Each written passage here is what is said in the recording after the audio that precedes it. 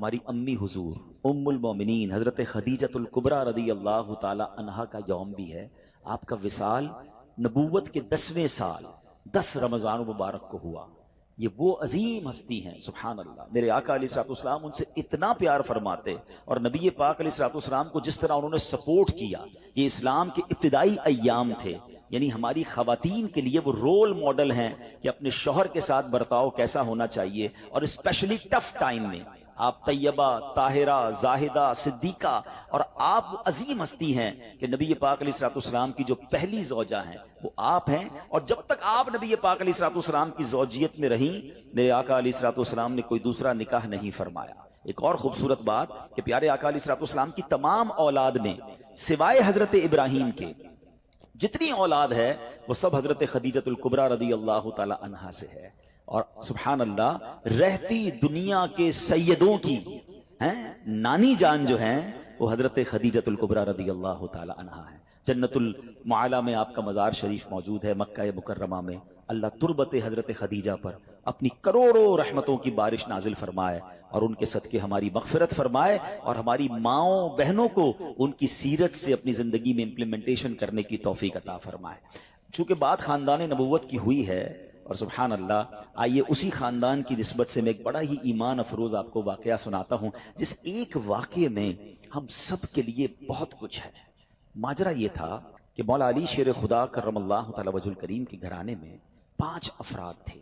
Be be Fatima خاتون جنت، حضرت امام حسن، حضرت امام حسین، اور ان کا ایک غلام تھا اس کا نام تھا حارث. یہ 5 افراد رہتے تھے اور 3 دن گزر گئے ان کے پاس کھانے کو کچھ نہیں تھا. 3 دن تک فاقہ ہے، کھانے کو کچھ نہیں ہے. خاتون جنت بی بی فاطمہ رضی اللہ تعالیٰ عنہ نے مولا علی سے کہا اے علی جا کر میرا یہ لباس بیچ کر آ جاؤ. ذرا میں تھوڑا سا واقعہ یہ بریک کرتا ہوں، ہم ساتھ ساتھ سیکھتے بھی جائیں گے تو انشاءاللہ آج بیان میں آنے کا مقصد بھی پورا ہو جائے گا. یہ گھرانہ کون سا ہے؟ یہ میرے آقا کا گھرانہ ہے. یہ نبی پاک علیہ الصلوۃ والسلام کی جگر کا ٹکڑا بی بی فاطمہ رضی اللہ تعالیٰ عنہ کا گھر ہے. مولا علی وہ ہیں کہ جن کے بارے میں نبی پاک فرمائیں جس کا میں مولا اس کا علی مولا، یعنی اس قدر عظیم گھرانہ. اور سرکار دو عالم علیہ الصلوۃ والسلام کے پاس نعمتوں کی کوئی کمی؟ آپ تو وجہ تخلیق کائنات ہے نا. نبی پاک علیہ الصلوۃ والسلام ہی از the reason of the all creation. خود فرماتے ہیں کہ اگر میں چاہوں تو یہ مکے کے پہاڑ سونے چاندی کے بن کر میرے ساتھ چلنا شروع ہو جائے، اتنا اتھارٹی ہے. مگر 3 دن سے کھانے کو نہیں ہے. مگر اس گھرانے میں شکوہ بھی نہیں ہے، اس گھرانے میں کمپلین بھی نہیں ہے. مگر اس گھرانے کا تو حال دیکھیں کہ 3 دن کا فاقہ ہے. کیا کبھی ایسا ہوا کہ ہم میں سے کسی نے اپنا لباس بیچا ہو کھانے کے لیے؟ خاتون جنت، جنتی عورتوں کی سردار، آپ کہہ رہی ہیں مولا علی شیر خدا کو کہ جا کر میرا لباس سیل آؤٹ کریں اور کچھ کھانے کو لے آئیں. سبق مل رہا ہے کہ اگر کبھی زندگی میں کوئی تکلیف آ جائے، کبھی کوئی جناب ہماری چیزوں میں کمی ہو جائے تو شکوے نہیں کرنے، صبر کرنا ہے. ہمیں تو جناب تھوڑا سا کاروبار ڈاؤن ہو جائے، تھوڑی مارکیٹ ڈاؤن ہو جائے، تھوڑا سا جناب کوئی نقصان ہو جائے تو ہمارا تو چہرہ ہی بتا دیتا ہے کہ لگتا ہے بہت بڑا لاس ہو گیا ہے. نہیں جناب، زباں پر شکوے رنجو علم لایا نہیں کرتے، زباں پر شکوے رنجو علم لایا نہیں کرتے، نبی کے نام لیوا غم سے گھبرایا نہیں کرتے. اب ذرا آگے سنیے. مولا علی شیر خدا کرم اللہ تعالی وجہ الکریم وہ لباس مارکیٹ میں جا کے سیل آؤٹ کرتے ہیں. وہ لباس بکتا ہے 6 درہم کا، ٹھیک ہے. اب لاجک تو یہ کہتی ہے کہ 6 درہم کا اناج خریدیں اور گھر والوں کے لیے کھانا لے کر جائیں. اسی دوران ایک سائل آ جاتا ہے، ایک اللہ کا بندہ آتا ہے، کہتا ہے اے ابو الحسن میں بہت غریب ہوں، مجھے اللہ کے نام پہ کچھ دے دو. اچھا اب ہم جیسا کوئی آدمی ہوتا تو 6 میں سے چلیں، اگر بہت سخاوت بھی ہوتی تو چلے 1 درہم اسے دے دیتا. مگر یہ گھرانہ کیسا گھرانہ ہے، سخاوت کیسی ہے اس گھرانے میں. مولا علی شیر خدا نے 6 کے 6 درہم اس فقیر کو دے دیے. اگین ایمپٹی ہینڈڈ، سب دے دیے. تھوڑا آگے ہی چلے تو ایک اعرابی آیا اور آ کر کہتا ہے، اس کے پاس اونٹنی تھی، کہ اے ابو الحسن، مولا علی کی یہ کنیت تھی، یہ اونٹنی خریدو گے؟ مولا علی کہتے ہیں میرے پاس تو پیسے ہی نہیں ہیں. تو کہا ادھار خرید لو. کہا کتنے کی دینی ہے؟ کہا 100 درہم کی. آپ نے اونٹنی خرید لی. تھوڑا اور آگے گیا تو ایک اور عربی آیا، ایک اور عربی شخص کہتا ہے اے علی یہ اونٹنی بیچنی ہے؟ کہا بیچنی ہے. کہا کتنے کی خریدی ہے؟ کیسا کوسچن ہے. بزنس کمیونٹی کے لوگ بیٹھے ہیں نا، ہم سے کوئی پوچھ لے آپ کی کاسٹ کیا ہے، اس کے بعد تو جناب وہ کلابیں لگتی ہیں، بھائی اللہ کی قسم میری تو کاسٹ ہی اتنے کی ہے. اچھا ہمیں سمجھ نہیں آتی، بندہ پہلے کاسٹ 1000 روپے بتاتا ہے، تھوڑی نیگوشیشن کرو تو 950 پہ آ جاتا ہے. یار ابھی تو آپ قسمیں کھا رہے تھے میری 1000 کی کاسٹ ہے. ہمارا یہ حال ہے. مولا علی شیر خدا گھر میں کھانے کو کچھ نہیں ہے، آپ فرماتے ہیں 100 درہم کی خریدی ہے. سچ کو آنچ نہیں ہے. وہ بندہ کہتا ہے 160 کی دینی ہے، آپ نے کہا بالکل دینی ہے. 160 میں آپ نے سیل کر دی. تھوڑا آگے گئے تو پہلے والا جو عربی تھا وہ آیا، کہا اے علی وہ اونٹنی کہاں گئی؟ کہا میں نے بیچ دی. کہا میرے پیسے دے دو. آپ نے 100 درہم دے دیے. خوشی خوشی گھر آئے اور بی بی فاطمہ کے ہاتھ میں 60 درہم رکھ دیے. خاتون جنت کہتی اے علی میرا جوڑا اتنا قیمتی تو نہیں تھا کہ 60 درہم کا بک جاتا. سنو مولا علی کیا کہتے ہیں. کہتے ہیں میں نے اللہ سے تجارت کی ہے، میں نے اللہ سے کاروبار کیا ہے. 6 ملے تھے وہ اللہ کی راہ میں خرچ کیے، اللہ نے مجھے 60 لوٹا دیا ہے.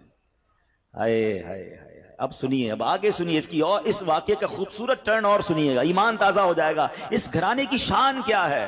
اعلیٰ حضرت امام اہل سنت لکھتے ہیں نا، کیا بات رضا اس چمنستان کرم کی، کیا بات رضا اس چمنستان کرم کی، زہرا ہے کلی جس میں حسین اور حسن پھول. یہ گھرانہ ہی چمنستان کرم ہے. اب جب صبح بارگاہ رسالت میں گئے تو نبی پاک علیہ الصلوۃ والسلام کو یہ بتاتے، مولا علی بتاتے. اس سے پہلے سرور کائنات علیہ الصلوۃ والسلام سوال کرتے ہیں اے علی تمہارا کل تمہارے ساتھ جو معاملہ ہوا تم جانتے ہو کیا تھا؟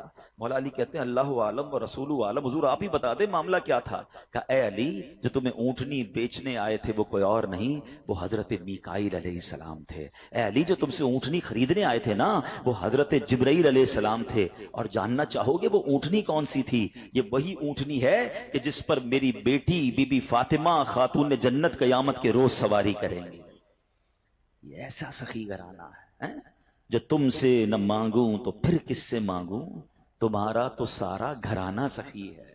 اب اس ایک واقعے سے اتنا کچھ ہے ہمارے لیے. میں کچھ اور بیان نہ بھی کروں نا، آج اسی ایک واقعے کو میں پرت بپرت کھولتا چلا جاؤں تو یہ ایک انسیڈنٹ، یہ ایک beautiful story of the family of رسول اللہ صلی اللہ تعالی علیہ وسلم میں کیا کچھ سکھا رہی ہے. قناعت کس کو کہتے ہیں، صبر کس کو کہتے ہیں، اللہ کی رضا پر راضی رہنا کس کو کہتے ہیں، اور پھر سخاوت کس کو کہتے ہیں، اللہ پر بھروسہ کس کو کہتے ہیں. ہم تو بہت عجیب و غریب لوگ ہو گئے ہیں. ہمیں تو اسباب پر بھروسہ ہے، ہماری تو کیلکولیٹر سے کیلکولیشن چلتی ہے کہ نہیں جناب اتنے سال محنت کروں گا تو یہ ملے گا. اپنے پلانز ہی ختم نہیں ہوتے. تھوڑا سا جناب ہمارا پلان ڈسٹرب ہو جائے تو لوگ مایوسی والی باتیں، ڈپریشن میں چلے جاتے ہیں. لوگ معاذ اللہ سوسائڈ کی باتیں کرنے لگ جاتے ہیں. کدھر گیا رب پر بھروسہ؟ نہ کریں ایسا. بعض اوقات آزمایا جاتا ہے، بعض اوقات اس میں بہت ساری حکمتیں ہوتی ہیں. ایک اور حدیث پاک کا واقعہ سناؤں گا پھر اپنے ٹاپک کی طرف دوبارہ آتے ہیں. کمال کا واقعہ، اور یہ واقعہ نبی پاک علیہ الصلوۃ والسلام نے صحابہ کو سنایا. حضرت ابو ہریرہ رضی اللہ تعالیٰ عنہ اس حدیث کے راوی ہیں. حضرت ابو ہریرہ کہتے ہیں کہ نبی پاک علیہ الصلوۃ والسلام نے ہمیں یہ واقعہ سنایا کہ بنی اسرائیل میں 3 شخص تھے. اب ذرا غور سے سنیے گا. ہم میں سے کئی لوگ ایسے ہیں جو پچھلے 5 10 15 سالوں میں اللہ نے ان کو بڑا عروج دیا ہے. اللہ آپ کو اور ترقی دے، آپ کے رزق حلال میں اللہ اور برکت دے، مگر غور سے سنیے گا. آقا علیہ الصلوۃ والسلام فرماتے بنی اسرائیل میں 3 لوگ تھے، اللہ کریم کو ان کی آزمائش مقصود ہوئی، ان کا ایگزامینیشن مقصود ہوا. وہ تینوں بندے کون تھے؟ اس میں ایک بندہ تھا جس کو برس کا مرض تھا، کوڑ کا مرض ہوتا ہے نا. ایک بندہ تھا جس کی آنکھیں نہیں تھی، نابینا تھا. اور ایک بندہ تھا جس کے بال ہی نہیں آتے تھے، گنجا تھا. اس کی تمنا بڑی تھی کہ بال آ جائے. تینوں کسی نہ کسی پرابلم، کسی کلیمٹی، کسی ڈیفیکلٹی میں تھے. اللہ نے ایک فرشتہ بھیجا ان کے پاس. سب سے پہلے فرشتہ گیا برس کے مریض کے پاس جس کے جسم پر داغ تھے، عجیب و غریب اس کی جلد تھی، سکن تھی، لوگ اس سے دور ہٹتے تھے. اس نے برس کے مریض کو کہا کہ بھائی یہ بتاؤ تمہاری سب سے بڑی تمنا کیا ہے؟ وہ کہتا ہے میری سب سے بڑی تمنا یہ میری بیماری دور ہو جائے. لوگ مجھ سے دور ہو جاتے ہیں، میری باڈی پر عجیب عجیب قسم کے داغ ہیں. فرشتے نے دعا کی، اس کے جسم پر ہاتھ پھیرا، اس کی باڈی بالکل ٹھیک ہو گئی. کہ یہ بتاؤ تمہیں مال کون سا اچھا لگتا ہے؟ تو وہ بندہ کہتا ہے کہ مجھے جو ہے وہ اونٹنی بڑی پسند ہے. فرشتے نے اس کو ایک اونٹنی دی جو گابن تھی، بچہ دینے والی تھی. فرشتہ آگے چلا گیا. اب فرشتہ پہنچا دوسرے بندے کے پاس، اور وہ بندہ تھا جو گنجا تھا، اس کے بال ہی نہیں آتے تھے. فرشتے نے کہا تیری خواہش کیا ہے سب سے بڑی؟ کہتا بس میرے بال آ جائیں، اس سے بڑی کیا تمنا ہے. فرشتے نے اس کے سر پہ ہاتھ پھیرا، دعا فرمائی، اس کے بال آ گئے. کہ تجھے مال کون سا پسند ہے؟ تو اس نے کہا کہ مجھے جو ہے وہ گائے بڑی پسند ہے. اس کو ایک گابن گائے، بچہ دینے والی گائے دی. 3rd پرسن کے پاس فرشتہ کیا. وہ کون تھا؟ اندھا تھا، مادرزاد، بائی برتھ بلائنڈ. تیری کیا تمنا ہے؟ بولا میری تو زندگی میں ہے ہی اندھیرا، اللہ کرے میری آنکھیں آ جائیں. فرشتے نے اس کی آنکھوں پر ہاتھ رکھا، دم کیا، دعا کی، اس کی آنکھیں آ گئی. تجھے کیا چاہیے؟ کہا مجھے بکری بڑی پسند ہے. اس کو بکری دی جو بچہ دینے والی تھی، اور اس کے بعد وہ فرشتے نے برکت کی دعا دی، چلا گیا. اب اللہ کی شان دیکھی، اللہ نے ان تینوں کے مال میں خوب برکت دی. ہزاروں بکریاں ہو گئیں، ہزاروں اونٹ ہو گئے، ہزاروں گائیں ہو گئیں. یعنی اس زمانے کے وہ ملینر بلینر بن گئے. آفٹر سم ٹائم فرشتہ جاتا ہے اب وہ پہلے بندے کے پاس، برس کے مریض کے پاس، اور فرشتہ بھی اسی اپیرنس میں جاتا ہے. فرشتہ خود بھی برس کا مریض بن کے جاتا ہے اور جا کر کہتا ہے بھائی مجھے کوڑ کا مرض ہے، غریب مسافر ہوں، اللہ نے تجھے بڑا مال دیا ہے، ایسا کر کہ جو اتنی سارے تیرے پاس سینکڑوں ہزاروں اونٹ ہیں، مجھ غریب کو ایک اونٹنی دے دے. وہ بندہ کہتا ہے کہ یہ تو میں نے خود کمایا ہے، یہ تو سب میری ایفرٹ ہے، میرے تو باپ دادا کی میراث ہے. کہ یہ تجھے اللہ نے نہیں دیا؟ تو کچھ عرصہ پہلے غریب تھا. کہتا ہے نہیں کس نے کہا تجھے؟ میں تو پہلے سے ہی مالدار تھا، میرے تو فیملی کا یہ سارا مال ہے، یہ میں نے اپنی محنت سے کیا ہے. فرشتے نے کہا ٹھیک ہے، اگر تو سچا ہے تو ٹھیک ہے، اور اگر تو جھوٹا ہے تو اللہ تجھے پہلے جیسا ہی کر دے. فرشتہ دوسرے کے پاس گیا. اب کس کے پاس گیا؟ گنجے کے پاس. کہا بھائی میں بڑا غریب انسان ہوں، مسافر ہوں، تجھے اللہ نے بڑا مال دیا، اتنی گائے ہیں، ایک گائے مجھے دے دے. تو بھی تو غریب تھا کچھ عرصہ پہلے. کہتا کس نے کہا تمہیں میں غریب تھا؟ میں تو شروع سے مالدار ہوں، میرے باپ دادا کی جائیدادیں تھی، یہ تو میرا اپنا کمایا ہوا مال ہے، میں نے کیا ہے سب کچھ، میرے پاس کچھ نہیں ہے تجھے دینے کے لیے. ٹھیک ہے اگر تو صحیح کہتا ہے تو ٹھیک ہے، اگر جھوٹ بولتا ہے تو اللہ تجھے پہلے جیسا کر دے. اب فرشتہ تیسرے بندے کے پاس گیا جو اندھا تھا، پہلے آنکھ والا ہو گیا تھا. فرشتہ آنکھ بغیر کا بن کے اس کے پاس گیا کہ بھائی میری آنکھیں نہیں ہیں اور میں غریب بھی ہوں، تجھے اللہ نے اتنی بکریاں دی ہیں، کچھ مجھے بھی دے دے. وہ پتہ اندھا کیا کہتا ہے؟ سابقہ اندھا، سچی بات ہے، آنکھ والا تھا وہ. کہتا بھائی ٹھیک کہتے ہو، میں تو پہلے اندھا تھا، میرے پاس تو کچھ بھی نہیں تھا، یہ سب میرے رب نے دیا ہے مجھے. تو بھی اسی پرابلم میں جس پرابلم میں میں پہلے تھا. اے میرے بھائی تجھے جو لینا ہے لے لے، مجھے رب نے کہاں سے کہاں پہنچا دیا، میرے پاس تو تھا ہی کچھ نہیں، تو بھی میری طرح غمزدہ ہے. اے بھائی یہ بکریاں تیری، جتنی چاہیں لے جا. فرشتہ کہتا ہے مجھے کچھ نہیں چاہیے، اللہ تیرے مال میں برکت ڈال دے، یہ تیری آزمائش تھی جس میں تو کامیاب ہو گئی. یہ حدیث پاک میں نبی پاک علیہ الصلوۃ والسلام نے واقعہ صحابہ کو سنایا. آج سچ بتائیں ہماری کیفیت کیا ہے؟ ہم جب کچھ بن جاتے ہیں تو ہماری زبانوں پر یہ آتا ہے کہ یہ میں نے کیا ہے، یہ میرا کمال ہے، یہ میرے بیسٹ ڈیسیشن تھے، یہ میرا وقت پہ فیصلہ تھا، میں نے پراپرٹی اٹھا لی تھی تو جناب اتنے آگے پہنچ گیا. نہیں پیارے اسلامی بھائیوں، یہ نہ کرنا. ہمیشہ زندگی میں ایک ذہن بنائی رکھنا کہ جو کچھ دیا ہے وہ میرے رب نے دیا ہے، میری کوئی اوقات نہیں ہے. ارے مجھ سے زیادہ عقل مند لوگ موجود ہیں، مجھ سے زیادہ پڑھے لکھے سمجھدار لوگ موجود ہیں. اگر رب نے مجھے نوازا ہے تو یہ صرف اس کی مہربانی ہے. اور جب بندہ اترانے لگ جاتا ہے، جب اپنی شہرت، اپنے مال، اپنی عزت پر یہ گھمنڈ اختیار کرتا ہے، تو ایک بات یاد رکھیے گا، وَتُعِزُّ مَن تَشَاءُ وَتُذِلُّ مَن تَشَاءُ بِيَدِكَ الْخَيْرُ. اللہ جسے چاہے عزت دیتا ہے، جسے چاہے ذلیل فرما دیتا ہے. ہم نے کروڑوں جس کے فالوورز ہیں ان کو دیکھا منٹوں میں ذلیل ہوتے ہوئے. زکوٰۃ دینے والے دنوں کے اندر زکوٰۃ لینے والے بنتے دیکھے. اے میرے پیارے اسلامی بھائیوں، دنیا میں عروج والے جیلوں میں گرفتار ہوتے بھی آپ نے دیکھے. وقت نہیں لگتا بدلنے میں. عاجزی، انکساری اور اللہ پر بھروسہ رکھنا. ہم نے جو خاندان نبوت کا واقعہ سنا نا، اس میں سے سب سے بڑا میسج پتہ ہے کیا ہے؟ کہ آزمائشیں آتی ہیں، ہم نے اس آزمائش پر صبر کرنا ہے. ہم بے صبری کر جاتے ہیں. قرآن مجید فرقان حمید میں رب عز و جل نے واضح اعلان فرما دیا، یعنی کمال دیکھیں، ہمیں پہلے سے بتا دیا تمہارا ایگزامینیشن آنے والا ہے. کیا فرمایا؟ وَلَنَبْلُوَنَّكُمْ بِشَيْءٍ مِّنَ الْخَوْفِ وَالْجُوعِ وَنَقْصٍ مِّنَ الْأَمْوَالِ وَالْأَنفُسِ وَالثَّمَرَاتِ. یعنی اللہ نے فرمایا ان قریب تمہیں آزمائیں گے. بی ریڈی، بی کیئرفل، آپ کا ایگزام ہونے والا ہے. اچھا یہ بھی نہیں فرمایا کہ کسی بھی چیز سے ایگزام ہو جائے گا، ہمیں ایگزامینیشن کے کوئسچن بھی بتا دیے کہ کیا کیا ٹیسٹ آ سکتا ہے. ہم کہتے ہیں ذرا گیس پیپر تو بتائیں، کوئسچنز کیا ہوں گے. قرآن نے بتا دیا ہے کہ کیا کیا ٹینشن آ سکتی ہے. کیا فرمایا؟ بِشَيْءٍ مِّنَ الْخَوْفِ، کبھی خوف آئے گا، ڈر لگے گا، دشمن سامنے آ جائیں گے، ہیں بچوں کے لیے خوف ہو جائے گا، ماحول آپ کے آس پاس کا ڈینجرس ہو سکتا ہے. وَالْجُوعِ، کبھی بھوک سے پریشان ہو جاؤ گے، مال کم ہو جائے گا، غربت آ سکتی ہے. پھر فرمایا بِشَيْءٍ مِّنَ الْخَوْفِ وَالْجُوعِ وَنَقْصٍ مِّنَ الْأَمْوَالِ، تمہارے مال خراب ہو جائیں گے. کبھی آپ شپمنٹ منگوائیں گے، کبھی آپ نے سٹاک خریدا ہوگا، کبھی دکان لگائی ہوگی، اچانک مال میں کوئی فالٹ نکل آئے گا، آپ کا کاروبار ڈاؤن ہونے لگ جائے گا، یہ بھی ہو سکتا ہے۔ وَالْأَنفُسِ وَالثَّمَرَاتِ، تمہارے جسموں میں پرابلم آ سکتی ہے، ہم بیمار ہو سکتے ہیں، ہماری باڈی میں پرابلم، بندہ کہتا ہے چلتے چلتے بیمار ہو گیا، every thing is going good, یہ اچانک کون سا وائرس نکل آیا، یہ ٹینشن، یہ امتحان ہونا ہے۔ وَالثَّمَرَاتِ، یا تمہارے پھل، تمہارے مال، تمہارے باغات، یہ بھی خراب ہو سکتے ہیں۔ مگر آگے قرآن کیا کہتا ہے، یہ ایگزامینیشن سے جو پاس ہو جائے گا نا، فرمایا وَبَشِّرِ الصَّابِرِينَ، خوشخبری ہے صبر والوں کے لیے، it means good news waiting for you, یہ ٹائم نکالنا ہے، اگر صبر سے نکال گئے تو آگے کیا ہے، خوشخبری موجود ہے۔ الذین اذا اصابتهم مصیبہ قالوا انا للہ وانا الیہ راجعون، کہ جب ان پر کوئی مصیبت آتی ہے تو وہ کیا کہتے ہیں، واویلا نہیں کرتے، کہتے اللہ ہی کا مال ہے، اللہ ہی کی طرف لوٹ جانا ہے۔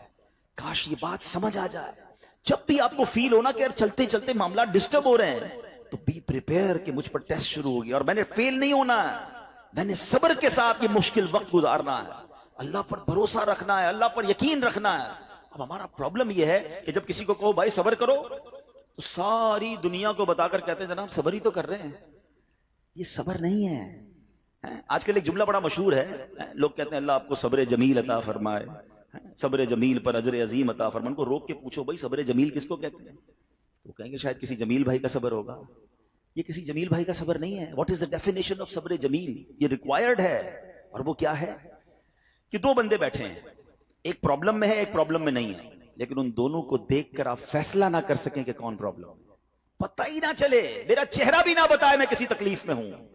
ہاں یہ ہے صبر، ہمارا تو چہرہ ہی بتا دیتا بھی خیر تو ہے، کوئی بہت بڑا لگتا ہے پرابلم ہے، ہاں بس یار بڑی مشکل میں ہوں۔ اچھا جس کو بتایا کیا وہ حل کر دے گا؟ دنیا بھر کو بتانا ہے یار سر میں بڑا درد ہے، پیٹ میں بہت درد ہے، کاروبار بڑا ڈاؤن ہے، فیملی میں بڑے پرابلمز ہیں، نہ وہ ڈاکٹر ہے کہ علاج کر دے، نہ وہ کچھ ہمارا مسئلہ حل کر سکتا ہے، مگر جو صبر کا ثواب تھا نا وہ میں نے ضائع کر دیا۔ صبر کا ثواب پتہ ہے کتنا ہے؟ سنیے گا، بلکہ میں ایک بڑی عجیب بات کرنے جا رہا ہوں، آپ کو حدیث پاک سناتا ہوں۔ بعض اوقات لوگ، ہم جیسے گناہگار آدمی کو یہ خیال تو نہیں آنا چاہیے، لیکن شیطان ہے نا کبھی خیال ڈال دیتا ہے یار میں نماز بھی پڑھتا ہوں، روزے بھی رکھتا ہوں، صدقہ خیرات بھی کرتا ہوں، مشکلیں حل نہیں ہو رہی۔ سنو، اب 2-3 حدیثیں آپ کے سارے پرابلم سالو کر دیں گی۔ حدیث پاک کا مضمون ہے، اللہ کے حبیب علیہ الصلوۃ والسلام فرماتے ہیں کہ اللہ جب کسی بندے سے محبت کا ارادہ فرماتا ہے اس پر آزمائشوں کی بارش بھیج دیتا ہے نا، عجیب بات ہے، اللہ مجھ سے پیار بھی کرے اور مجھ پر آزمائشیں بھی بھیجے۔ حدیث کا اگلا حصہ اس کو پراپر ایلوبریٹ کرتا ہے، ڈسکرائب کرتا ہے کہ مشیت الہی یہ ہوتی ہے، حدیث کا خلاصہ ہے کہ اللہ کی رضا یہ ہوتی ہے کہ اللہ بندے نے جو دنیا میں گناہ کیے ہیں نا، خطائیں ہو گئی ہیں میرے بندے سے، اس پر کچھ آزمائشیں بھیجوں، یہ صبر کرے تو پھر میری بارگاہ میں آئے تو اس کے سارے گناہ معاف ہو گئے ہوں، میں سے جنت میں داخل کر دوں۔ یعنی یہ آزمائشیں تو مجھے میرے گناہ معاف کروانے آ رہی تھی، میرے اللہ کی بارگاہ میں مجھے اللہ سے قریب کرنے آ رہی تھی، اور میں نے واویلا کر کے، میں نے شکوے کر کے وہ سارا ثواب ضائع کر دیا۔ ایک اور حدیث پاک سنیے، اللہ رب العالمین کی بارگاہ میں بندے کا کوئی مرتبہ لکھا ہوتا ہے، ٹھیک ہے، اور بندہ عبادت کے ذریعے روزے رکھ کر، نمازیں پڑھ کے، تلاوت کر کے وہ وہاں نہیں پہنچ پا رہا ہوتا، اللہ چاہتا ہے کہ یہ بندہ اس رینک تک پہنچ جائے، اللہ اس پر آزمائش بھیجتا ہے تاکہ میرا بندہ صبر کر لے تو اس کو وہ مرتبہ عطا ہو جائے۔ ہائے ہائے، یعنی آزمائش مجھ پر میرے رینک بلند کرنے، میرے درجے بلند کرنے آئی، اور ہائے میری بے صبری کہ میں نے وہ سب ثواب ضائع کر دیا۔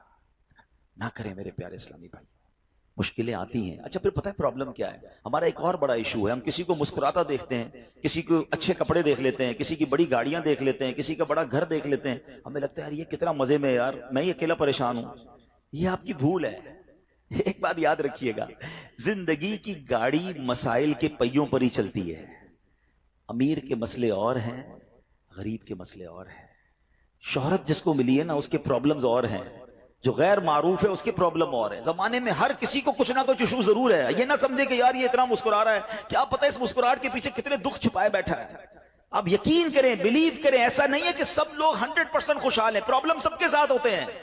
ابھی میں کیا کیا بتاؤں آپ کو، ہمارے پاس تو لوگ دعائیں کروانے آتے ہیں نا، ایسی پرابلم بتاتے ہیں کہ پیروں سے زمین نکل جاتی ہے۔ بعض اوقات ہم اتنے بڑے گھر میں جاتے ہیں، اس کی گاڑیاں کروڑوں روپے کی کھڑی ہیں، ان سے ملاقات ہوئی، وہ کہتے ہیں حضرت آپ سے الگ سے دعا کروانی ہے۔ جب وہ بیچارہ اپنا مسئلہ بتاتا ہے نا، ہمیں لگتا ہے یار ہمارا تو غم ہی کچھ نہیں ہے، یہ کتنی بڑی آزمائش سے گزر رہا ہے، کتنی بڑی پرابلم سے گزر رہا ہے۔ میں آج کی آپ کو مثال دیتا ہوں، ایک ہمارے بہت اچھے بھائی تھے، آج سے کچھ عرصہ پہلے انہوں نے ہمیں ایک ماشاءاللہ پراپرٹی دعوت اسلامی کے لیے بچیوں کے مدرسے کے لیے دی، اور اس کے چند دنوں بعد ان کا وصال ہو گیا. ان کو بیچاروں کو کینسر تھا. میں ان کے گھر پہ دعا کرنے گیا. ان کے بیٹے نے مجھ سے جب گلے لگانا تو بیٹا رونے لگا. اچھا میں سمجھا کہ بیچارہ اپنے والد کو یاد کر کے رو رہا ہے، ظاہر ہے 16 دن پہلے انتقال ہوا. اندر گئے، دعا کی، اس کے بعد میرے کان میں کہتا ہے کہ عبدالحبیب بھائی اس وقت میری زوجہ ہاسپٹل میں ہے. میں نے کہا کیا ہو گیا؟ کہ میری وائف کو بلڈ کینسر ہو گیا ہے. والد کا کینسر میں انتقال ہوا ہے. اللہ نے بڑا نوازا ہے ان کو، جیولرز ہیں. لیکن میں یقین کریں، میں آپ کو سچ بتا رہا ہوں، میں گاڑی میں بیٹھ کے میں بھی رونے لگا، کیونکہ وہ بندہ جب مجھے چھوڑنے آیا نا پھر میرے گلے لگ کے رو رہا تھا. میں سوچنے لگا یار کتنا دکھ ہے لوگوں کو، اللہ نے کتنی بڑی ہم پر مہربانیاں کی ہیں. اگر مجھے کوئی بڑی بیماری نہیں ہے، میرے بچے میرے ساتھ ہیں، میری فیملی میرے ساتھ ہے، نہیں چاہیے یار دنیا کے سارے اللہ تللے نہ ملے اتنی ساری لگژریز، صحت سے بڑھ کے کچھ نہیں ہے، مگر ہمیں اس کی قدر ہی نہیں ہے، ہمیں اس کی کوئی اہمیت کا اندازہ ہی نہیں. پوچھو ان سے، کروڑوں روپے ہیں مگر علاج نہیں ہو پا رہا، ڈاکٹر بعض اوقات مایوس کر دیتے ہیں. کتنا تکلیف میں ہیں لوگ، اور ہم ہیں کہ چھوٹی چھوٹی باتوں پر بے صبری. صبر تو کریں، اللہ کی رضا پر راضی تو رہیں. میں نے آپ کو خاندان نبوت کا واقعہ سنایا، ارے کھانے کو کچھ نہیں ہے مگر شکوہ نہیں ہے. کاش یہ بات ہمیں سمجھ آ جائے اور ہم ہر حال میں اللہ کا شکر ادا کرنے والے بن جائیں. اور ایک اور میں آپ کو بات بتاؤں، ہم جو دنیا والوں کو بتاتے ہیں نا ہوتا کچھ نہیں ہے اس سے. مت بتایا کرو دنیا والوں کو، صحیح بتاتا ہوں، مت بتایا کرو، اپنے غم مت بتایا کرو، ثواب بھی چلا جاتا ہے. اور بعض اوقات یہ دنیا والے نا ہمارا مذاق بھی اڑاتے ہیں. ہم جب کسی کو اپنا پرابلم بتاتے ہیں نا ہمارے سامنے تو بڑے اچھے بنتے ہیں کہ اچھا ٹھیک ہے میں کرتا ہوں کچھ، بعد میں جا کے دنیا میں باتیں کرتے ہیں، آیا تھا میرے پاس، اس کا یہ مسئلہ ہے، ہاں باتیں بڑی کرتا ہے، بڑی پرابلم میں ہے. کیوں بتاؤں میں دنیا والوں کو؟ وہ نعت کا شعر ہے نا، کسی کا احسان کیوں اٹھائیں، کسی کو حالات کیوں بتائیں، کیوں بتاؤں میں دنیا والوں کو مجھے کیا غم ہے نا. میرے آقا سلامت رہے ہیں، اللہ کے حبیب علیہ الصلوۃ والسلام ہیں، اور رب عز و جل کی بارگاہ ہے، میں ادھر عرض کروں نا. کسی کا احسان کیوں اٹھائیں، کسی کو حالات کیوں بتائیں، آقا تم ہی سے مانگیں گے تم ہی دو گے، تمہارے در سے ہی لو لگی ہے. ہاں اللہ رسول کی بارگاہ میں عرض کیا، ادھر آنسو بہاؤ، نہ بتاؤ دنیا والوں کو. ایک اور کمال کا شعر ہے کہ دنیا والے تو درد دیتے ہیں، دنیا والے تو درد دیتے ہیں، زخمی دل کی دوا مدینہ ہے. تو جب دنیا والوں نے کوئی ہمارا بھلا کرنا بھی نہیں، نہ ان کے ہاتھ میں ہے، شفا دینے والی ذات میرے رب کی، برکت دینے والی ذات میرے رب کی، تو اللہ سے ہی باتیں کرو نا. تو آج سے یہ ذہن بنا لے میرے پیارے اسلامی بھائی، مشکل آنی ہے تو صبر کے ساتھ وہ وقت گزارنا ہے، اللہ کی رضا پر راضی رہنا ہے. وہ بڑا کریم ہے، وہ اپنے غیب کے خزانوں سے آپ کو عطا فرمائے. توجہ بیان کی طرف رکھیے گا. اور اب آتے ہیں اس پورے واقعے سے ایک اور خوبصورت بات جو ہمیں سیکھنے کو ملی، اور وہ بات کیا ہے کہ نبی پاک کے خاندان کی سخاوت کیسی تھی. مولا علی شیر خدا کے پاس صرف 6 درم تھے، آپ نے وہ سب کے سب دے دیے. مگر آج حال یہ ہے کہ لوگ اپنی زکوٰۃ ادا نہیں کرتے. آج زکوٰۃ لوگوں کو بھاری پڑنے لگ گئی ہے. جب کیلکولیٹ کرتے ہیں کہ جناب کروڑوں روپے زکوٰۃ، تو اس کے بعد ان کو بھاری لگتی ہے. نہ کریں ایسا، یہ زکوٰۃ مال کا میل ہے، اور اگر یہ مال کا میل آپ کے مال سے جدا نہ ہوا تو یہ آپ کے مال کو بھی میلا کر دے گا. ایک بات یاد رکھیے گا، سرکار دو عالم صلی اللہ تعالی علیہ وسلم کا یہ فرمان ہے، اپنی زکوٰۃ ادا کر کے اپنے مال کو مضبوط قلعوں میں قید کر لو.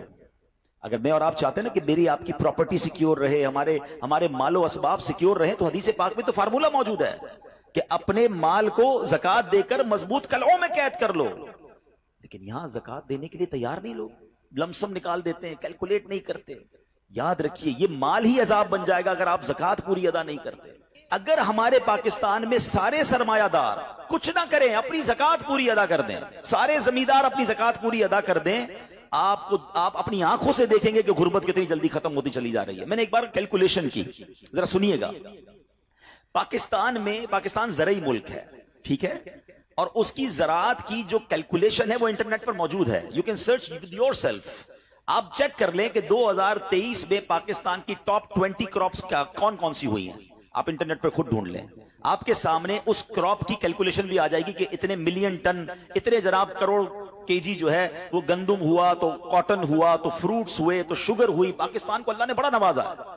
شریعت کا حکم کیا ہے؟ جس اللہ رسول کی ہم بات کر رہے ہیں، جس اسلام کو ہم نے قبول کیا ہے، شریعت کا حکم یہ ہے کہ اگر آپ کی فصل اگتی ہے تو اس فصل میں اگر بارش کا پانی ہے اور آپ اپنا پانی پرچیز نہیں کر رہے اور صرف بارش سے آپ کی فصل اگ رہی ہے تو جتنی فصل اگی 10% عشر کیا کہتے ہیں 10ویں حصے کو وہ آپ نے نکال دینا ہے اللہ کی راہ میں. وہ غریبوں کا حق ہے, وہ زکات ہے زمین کی. اور اگر آپ پانی ٹیوب ویل وغیرہ سے لیتے ہیں, پیسوں سے خریدتے ہیں تو 5%. آپ بلیو کریں, میں بیٹھا کیلکولیٹر لے کر کہ پاکستان کی ٹاپ 10 کراپس کتنی ہوتی ہیں, اس کی مالیت کتنی ہے, اس کی ویلیو کتنی ہے, وہ میں نے بنائی اور اس کا 5% لگایا جو دینا ہی دینا ہے. آپ یقین کریں وہ بھی خربوں روپے میں بن گیا. یہ خربوں روپے کہاں ہیں اگر ہم زکات دیتے تو؟ کتنے غریبوں کا بھلا ہو جاتا, کتنے گھر خوشحال ہو جاتے. اچھا یہ تو صرف زمین کی زکات ہے, پراپرٹیز کی زکات اربوں خربوں روپے کے لوگ مالک ہیں, مگر جب کیلکولیٹر چلاتے ہیں نا, اوئے ہوئے ہوئے زکات جناب 10 کروڑ روپے بن جائے گی تو پھر بھاری لگتی ہے. اللہ کے بندے, اللہ نے 4 ارب دیے ہیں تو 10 کروڑ زکات ہے نا, تو ٹینشن گائے کی ہے, شکر ادا کرو. اللہ نے دینے والا بنایا, مانگنے والا نہیں بنایا. مگر آج زکات بھاری پڑ گئی ہے. آپ کو پتا ہے قارون کیوں دسایا گیا تھا؟ قارون یہ حضرت موسیٰ کا کزن تھا, یہ تورات کا عالم تھا اور بڑا عالم دین تھا.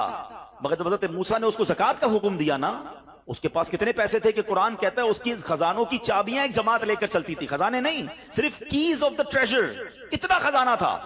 مگر کیا ہوا یہ کہ جب حضرت موسیٰ نے اس کو کہا, اچھا اس زمانے پتہ زکات کتنی تھی؟ ابھی تو 100 پہ 2.5 ہے نا, 1000 پہ 1. آپ نے فرمایا ہر 1000 پر 1 تم نے زکات دینی ہے. اس نے کیلکولیٹ کیا تو بہت بنتے تھے. حضرت موسیٰ کے خلاف ہو گیا, زکات کا انکار کیا, اپنے خزانوں کے ساتھ زمین میں دھسا دیا گیا.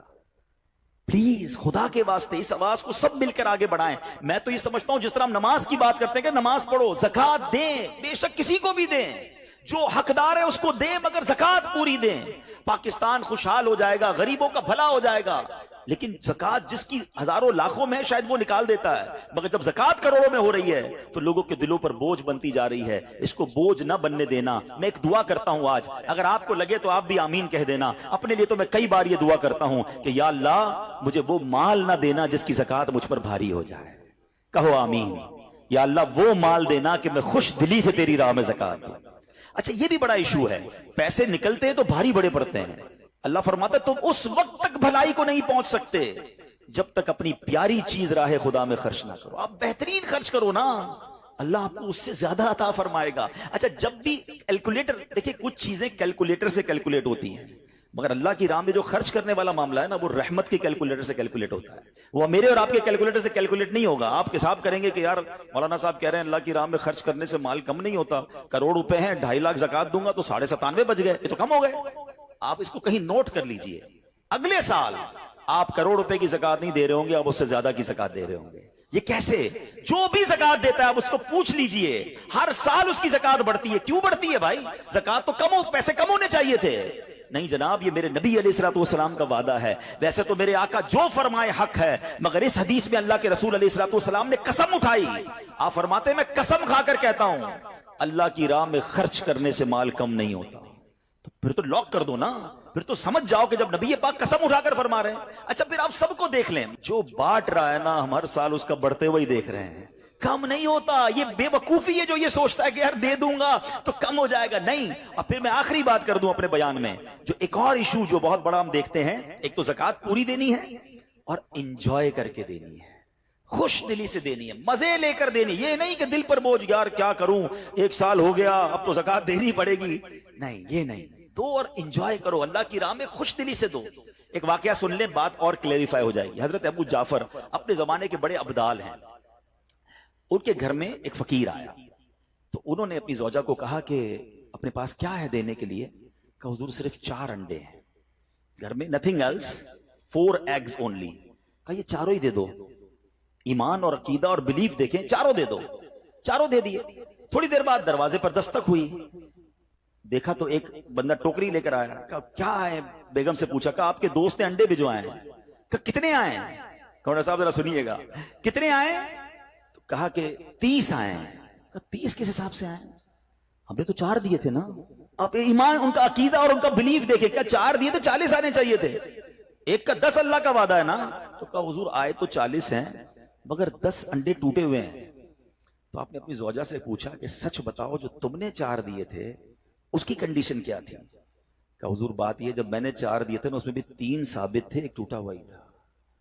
یہ فارمولا آج یاد کر لو، پورے دو گے پورے ملیں گے، ٹوٹے دو گے ٹوٹے ملیں گے. اب آپ چیک کیجئے کہ جب اللہ کی راہ میں خرچ کرنے کی باری آتی ہے، میں اپنا مال دل سے نکلتے ہوئے دکھ ہو رہا ہے یا خوشی ہو رہی ہے، بہترین دے رہا ہوں یا بچانے کی کوشش کر رہا ہوں.